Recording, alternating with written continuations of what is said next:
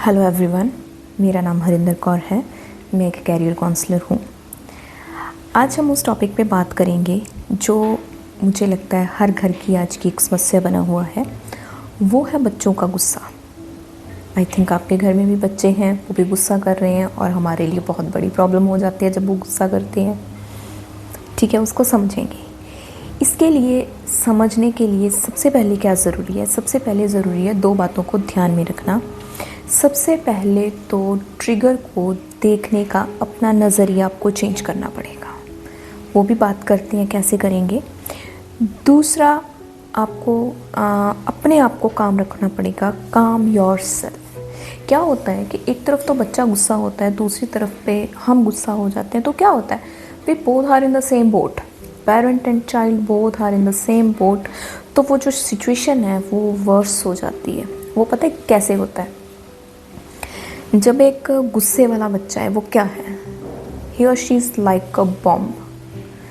हमने उसको डिफ्यूज़ करना है। ठीक है, अगर गलत तारें जुड़ गई तो वो ब्लास्ट हो जाएगा। हमारा क्या होता है, एक तो पहले वो बॉम्ब है, दूसरा हम बॉम्ब बन जाते हैं, तो दोनों ब्लास्ट होते हैं तो ज़्यादा नुकसान होता है। एम आई राइट?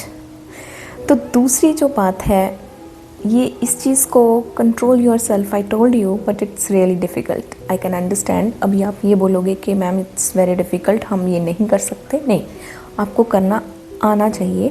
कैसे करेंगे वो हम धीरे धीरे बात करते हैं। What is trigger? Trigger is situational environment. वो कौन सा एनवायरनमेंट है जिसमें वो कौन सी वजह है जिससे आपके बच्चे को गुस्सा आया। सबसे पहले तो हम उसका कारण फाइंड आउट करेंगे। ठीक है। दूसरा, आपकी रिस्पॉन्सिबिलिटी है कि आप गुस्सा नहीं करोगे। ठीक है। तो जब इन चीज़ों को हम समझेंगे तो आप बच्चे से अनरियलिस्टिक एक्सपेक्टेशंस नहीं रखोगे। अनरियलिस्टिक मीन्स कि कोई भी ऐसी एक्सपेक्टेशंस नहीं करोगे जो कि आपका गुस्सा और बच्चे का गुस्सा दोनों को बढ़ा दे। हम इसको धीरे धीरे समझते हैं। तो क्या होता है, बच्चे का गुस्सा आया कहाँ से? सबसे पहले तो ये जानते हैं। एज पर साइंस और साइकोलॉजी, जो बच्चे की पर्सनैलिटी है वो कहाँ से आती है? वो 50% जो है वो अपने पेरेंट्स से अडॉप्ट करता है। आप अपने घर में देखो, बच्चे का मदर और फादर, बच्चे के मदर या फादर कौन सबसे ज़्यादा गुस्से वाला है? कहाँ से उसमें वो जीन्स आए गुस्से वाले? ठीक है, एक एग्जांपल लेते हैं। मॉर्निंग में बच्चा स्कूल जाने के लिए रेडी हो रहा है। ठीक है, आपने उसकी शर्ट स्पॉइल कर दी। कैसे? कुछ गिर गया, आयरन लग गई या चाय गिर गई, कुछ भी, व्हाटएवर। तो बच्चे की शक्ल रोने वाली है। बच्चा रोने के लिए बिल्कुल तैयार है। ऊपर से आप बोलते हो, ऐसी शक्ल क्यों बना रखी है? What is it? भाई, वो डीएनए कहाँ से पास हुआ है? आप ही से हुआ है, आपकी गलती थी। बच्चे का कोई फॉल्ट नहीं है इसमें, समझे? तो अगर बच्चे में गुस्सा आया है तो उसका जो है वो आप ही को कंट्रोल करना है। ये ट्रिगर क्या है? ट्रिगर हम साइंस में वर्ड यूज़ करते हैं, इमोशनल रेगुलेशन। अगर आपका इमोशनल रेगुलेशन ख़राब है तो आप अपने बच्चे का इमोशनल रेगुलेशन ठीक नहीं कर सकते। फर्स्ट ऑफ ऑल, सबसे पहले आपको अपना इमोशन रेगुलेशन ठीक करना पड़ेगा। वो कैसे करेंगे? सबसे पहले क्या होता है, मैंने बहुत सारे लोगों से बात की। मेरे पास जैसी भी क्वेरीज आती हैं तो लोग बोलते हैं जी कि मेरे बच्चे को तो अगर मैं थप्पड़ नहीं मारूंगी ना तो ये समझेगा नहीं। इसका लास्ट जो है वो थप्पड़ ही है। जब तक थप्पड़ नहीं तब तक इसको ये बोलना बंद नहीं करेगा। What is it? चलो, आपने थप्पड़ मार दिया, बच्चा चुप हो गया, लेकिन क्या हुआ उसका? आपने तो प्रॉब्लम को बढ़ा दिया, कम नहीं किया। बच्चे के अंदर एक ट्रिगर है, आपने उसको सॉल्व नहीं किया, ऊपर से आपने उसको एक थप्पड़ लगा दिया। तो क्या हुआ? बच्चा और डर गया। बच्चे की मेंटल हेल्थ कहाँ गई? सोचो ज़रा। एक तो बच्चा पहले प्रॉब्लम में था, आपने उसकी प्रॉब्लम के साथ एक लेयर और ऐड कर दी। तो जो लेयर है वो कब जाके ख़त्म होएगी? ठीक है। तो सेकंड क्या है, समटाइम्स हम लोग उस ट्रिगर को ये मान लेते हैं कि ये हमारी डिसरिस्पेक्ट कर रहा है, बच्चा हमारे आगे बोल रहा है। आपको ये समझना पड़ेगा कि जो वो ट्रिगर में बोल रहा है, जो वो गुस्से में बोल रहा है, वो एक उस टाइम का उसका जो इमोशन है वो बाहर आ रहा है। सिंपल टाइम इमोशंस हैं जो उसके बाहर आ रहे हैं। That is not the permanent problem. ठीक है, they can express their views. बच्चों को हक है। आपको पहले तो ये समझना पड़ेगा कि बच्चे को गुस्सा करने का हक कहाँ पे है, कहाँ पे वो गुस्सा कर सकता है। हम एग्जांपल लेते हैं, बच्चे की भी अपने इमोशंस हैं, बच्चे की भी अपनी फीलिंग्स हैं, वो एक्सप्रेस कर सकता है, वो आपसे बात कर सकता है, वो आपको गुस्से से बता सकता है। ठीक है, वो बोल सकता है कि मेरा मन नहीं लग रहा, मेरा दिल कर रहा है कि मैं खेलने के लिए बाहर जाऊं, मेरा मन कर रहा है कि मैं कहीं घूम के आऊं। अगर वो गुस्से से बोल रहा है तो आप अगर उसको आगे से क्या बोलते हो, ये बात आराम से नहीं बोल सकता, व्हाट इज़ इट, क्या आपने क्या किया, ये भी गुस्सा है।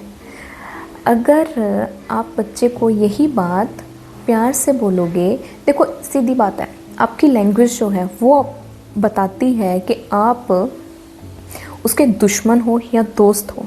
ठीक है, अगर प्यार से पूछोगे तो वो रीज़न बताएगा, अगर गुस्से से बोलोगे तो वो प्रॉब्लम वर्स हो जाएगी।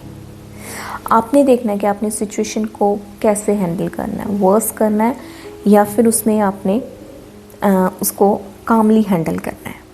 हम यहाँ पे एक एग्जांपल लेते हैं। ठीक है, चलो मदर किचन में काम कर रही हैं, तो उनसे एक प्लेट नीचे गिर गई, प्लेट नीचे गिर गई और टूट गई। एक मदर है तो वो क्या हो गया, ये मेरा डिनर सेट ख़राब हो गया, ये हो गया, वो हो गया, मतलब उसी टाइम आपने क्या किया, आपका अग्रेसिव हो गए, आपका जो आपके इमोशंस हैं वो आउट ऑफ कंट्रोल हो गया, आपका गुस्सा आउट ऑफ कंट्रोल हो गया। अब ये गिर गया, साफ़ करना पड़ेगा, सब मैस हो गया, कोई बात नहीं। दूसरी तरफ दूसरी मदर है, डिस्टर्ब वो भी है, उसका भी डिनर सेट ख़राब हुआ है गिरने पे प्लेट। लेकिन क्या होता है, मदर ने क्या किया, she took a deep breathe, काम किया अपने आप को और बोले कोई बात नहीं, गिर गया, मैस हो गया, क्लीन कर लेते हैं, दिस इज़ एन एक्सीडेंट। ऐसे एक्सीडेंट्स होते रहते हैं, लाइफ है, चलेगी, कोई बात नहीं। बच्चा इस सिचुएशन को देख रहा है, बच्चे ने काम सिचुएशन को देखा, अंडरस्टैंड किया, सीखा अपनी मदर से कि हमें कोई भी सिचुएशन है उसमें काम रह के बात करनी चाहिए। कुछ दिनों के बाद क्या हुआ, बच्चे से सपोज़ दूध गिर गया, पी रहा था, गलती से गिर गया, तो मदर ने फिर क्या करना, गुस्सा नहीं करना, take a deep breath and go to your child, से कोई बात नहीं बेटा, गिर गया, आगे से ध्यान रखना, हम दोनों मिलके साफ़ करते हैं, हो जाएगा साफ़, कोई बात नहीं। ये है आपने एक अच्छे तरीके से सिचुएशन को हैंडल किया, नाइसली हैंडल किया, कोई प्रॉब्लम नहीं है। ठीक है, दूसरी तरफ क्या होता है कि बच्चा है, अपने इमोशंस जो है, अपनी फीलिंग्स है, उसको हक है सोचने का, उसको अपनी फीलिंग्स एक्सप्रेस करने का हक है, वो सोचता है, आप उसकी सोच को नहीं रोक सकते। सपोज़ बच्चा सोच रहा है कि मेरी मदर मेरी ग्रैंड मदर से ज़्यादा झूठ बोलती है, सोच सकता है वो, क्यों सोच रहा है, कभी उसने देखा होगा आपको झूठ बोलते हुए, तभी बोल रहा है, वो ऐसे नहीं बोल रहा। जैसा आप बच्चे के सामने रिप्रेजेंट करोगे, जो बच्चे के सामने आप दिखाओगे, बच्चा वही सीखेगा। ये बात बिल्कुल करेक्ट है। हम यहाँ पे एक और एग्जांपल लेते हैं। सपोज़ अभी हाफ ईयरली एग्ज़ाम्स होके हटे हैं, आपने बच्चे को हाफ ईयरली एग्ज़ाम से पहले प्रॉमिस किया, फादर ने प्रॉमिस किया कि बेटा हाफ ईयरली एग्ज़ाम्स के बाद मैं तेरे को साइकिल लेके दूंगा या तेरे को कोई टॉय लेके दूंगा या बुक व्हाटएवर। ठीक है, हाफ ईयरली बच्चे ने खुश खुश पढ़ा, हाफ ईयरली एग्ज़ाम्स हुए, बच्चा फादर के पास गया, पापा आपने तो प्रॉमिस किया था। अब यहाँ पे फादर क्या बोलते हैं, रिज़ल्ट तो आ जाने दो। चलो बच्चे ने रिज़ल्ट का वेट किया, रिज़ल्ट आ गया, रिज़ल्ट अच्छा नहीं आया, कोई बात नहीं, बच्चा फादर के पास गया, पापा रिज़ल्ट आ गया, इतने गंदे मार्क्स आए हैं तेरे तो, अब इससे और अच्छा पढ़, फाइनल में जब अच्छे मार्क्स आएंगे, अभी 6 मंथ्स हैं, पढ़, फिर तेरे को नई अच्छी वाली साइकिल लेके दूंगा। सुनो, यहाँ पे फादर के पास एक वैलिड रीज़न है कि उसने साइकिल क्यों नहीं लेके दी। आई एग्रीड, बट यहाँ पे बच्चे के अपने इमोशंस हैं। बच्चा गुस्सा, उसका यहाँ पे गुस्सा करना हक है। आपने उसको फॉल्स प्रॉमिस किया था, ऑलवेज बी ट्रूथफुल या चाइल्ड। उतना ही बच्चे को पता होगा अगर आप ट्रूथफुल हो कि उसकी कितनी लिमिटेशंस हैं, उसने किस चीज़ की डिमांड करनी है, किस चीज़ की डिमांड नहीं करनी। ये समझना बहुत ज़रूरी है। फिर क्या होता है, हमारे लिए सबसे ज़्यादा ज़रूरी जानना क्या है, हम एक गुस्से का लेवल जानते हैं। ठीक है, हम गुस्से को डिवाइड करते हैं 0 से लेके 10 नंबर तक। ठीक है, 0 लेवल किसका होता है? 0 लेवल एक साधु संत का हो सकता है, हमारा नहीं हो सकता। हम भी कर सकते हैं, it's not a big deal. ठीक है, तो 10 नंबर किसका होता है? 10 नंबर। 10 नंबर वो होता है जो like in the big boss, जो शाउट करते हैं, चिल्लाते हैं, आउट ऑफ कंट्रोल है सब कुछ। ठीक है, तो आपने यहाँ पे बच्चे को सिखाना है कि जो आपका गुस्से का लेवल है, अगर वो बढ़ रहा है, सपोज़ आप जा रहे हो बच्चे के पास, कोई बात कर रहे हो, तो आपको ये समझ आ गई कि आपका जो लेवल है वो अराउंड 4-5 तक चला गया। अगर गुस्से का लेवल 4-5 तक है तो बात करने का कोई फ़ायदा नहीं। दोनों तरफ से आप गुस्से में बात करोगे, बच्चा भी गुस्से में जवाब देगा, तो उस टाइम पे बच्चा भी कुछ बोलेगा, आप भी कुछ बोलोगे, दोनों लोग बोलोगे, और वो बातें आप कई दिन, नॉट कई दिन, कई महीनों तक याद रखोगे, किसने मुझे ऐसा बोला था। दोनों का ब्लास्ट होगा। अब यहाँ पे हमने क्या करना है, यहाँ पे हमने एक प्रैक्टिस करनी है कि जब आपको पता चले कि आपका गुस्से का लेवल जो है वो 3 क्रॉस कर गया, 4-5 तक पहुँच गया है, तो आपने क्या करना है, take a deep breath and say. अब हम आधे घंटे की ब्रेक लेते हैं। आधे घंटे के बाद after 30 minutes we will meet and we will discuss again. आप अपना कुछ करो, आप वॉक के लिए जाओ, आप दूसरे रूम में चले जाओ, कुछ भी करो, लेकिन वो सिचुएशन को छोड़ दो।